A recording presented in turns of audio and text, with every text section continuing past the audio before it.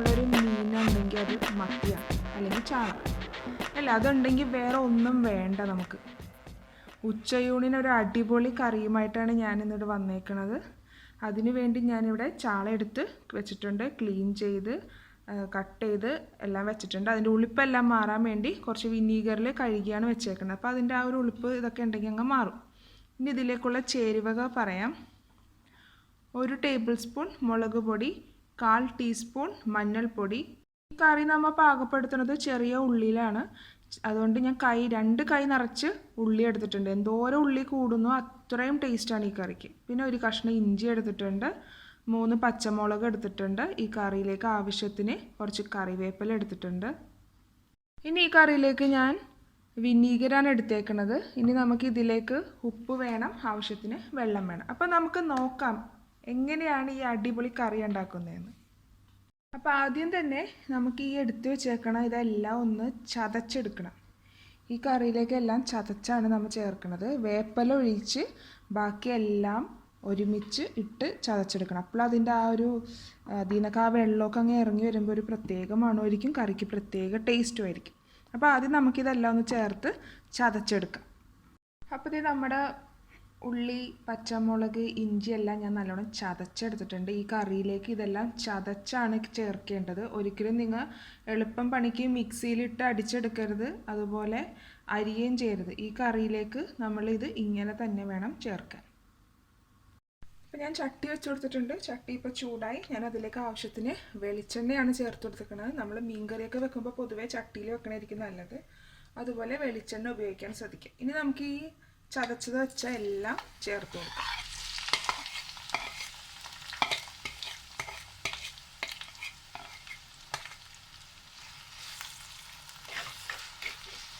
ഇതിൻ്റെ ആ ഒരു പച്ച മണം മാറുന്ന വരെ നമുക്കൊന്ന് വഴറ്റിയെടുക്കാം.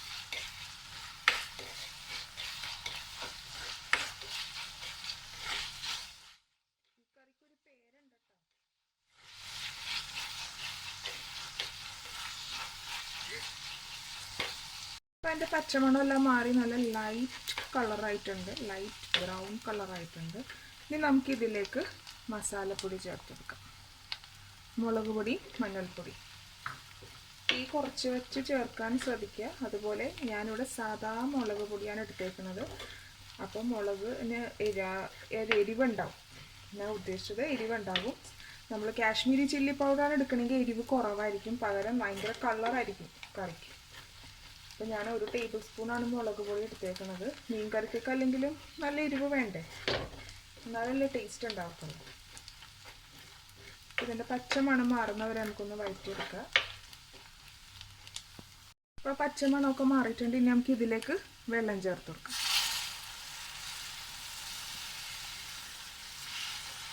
ആദ്യം കുറച്ച് ചേർത്തിട്ട് നമുക്കൊന്ന് മിക്സ് ചെയ്തെടുക്കാം. എന്നിട്ട് കുറേശ്ശെ ചേർക്കാം. വെള്ളം ചേർക്കുമ്പോൾ എപ്പോഴും ശ്രദ്ധിക്കുക, ഞാൻ ചൂടുവെള്ളമാണ് ചേർക്കുന്നത്.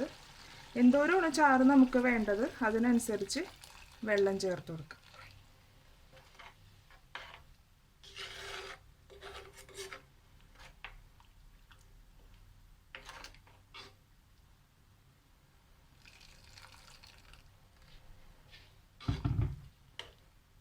ഇനി നമുക്ക് തീ കൂട്ടി വെക്കാം.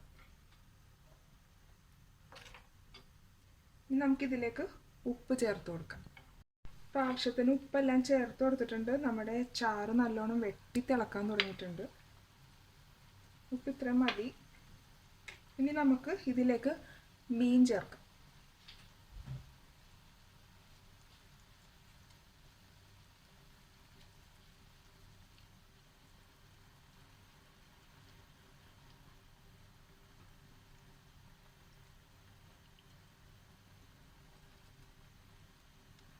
മീനെല്ലാം ചേർത്ത് കൊടുത്തിട്ടുണ്ട്. ഇനി തീ കുറച്ച് വെച്ചതിന് ശേഷം അടച്ച് വെച്ച് വേവിക്കാം.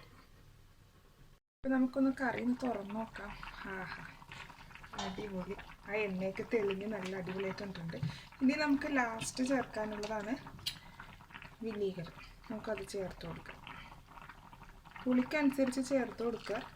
അപ്പോൾ ആദ്യം ഇച്ചിരി ചേർത്തതിന് ശേഷം ഒന്ന് മിക്സ് ചെയ്തിട്ട് നമുക്കൊന്ന് ടേസ്റ്റ് ചെയ്ത് നോക്കാം. എന്നിട്ട് വേണമെന്നുണ്ടെങ്കിൽ നമുക്ക് ഇനി അടുത്ത് ചേർക്കാം. അപ്പം ഞാനൊന്ന് ടേസ്റ്റ് ചെയ്ത് നോക്കട്ടെ.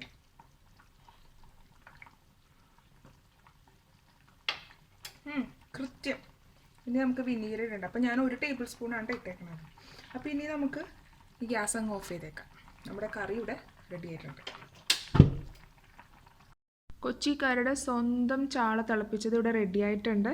നിങ്ങളും ഈ റെസിപ്പി ട്രൈ ചെയ്ത് നോക്കുക. ഈ ഒരൊറ്റ കറി മതി, നിങ്ങൾ ഒരു കലം ചോറ് തിന്നും. അപ്പം നിങ്ങളും മറക്കാതെ ട്രൈ ചെയ്ത് നോക്കുക. Thanks for watching my video. Hope you enjoyed it. Please subscribe my channel, follow and share my social network.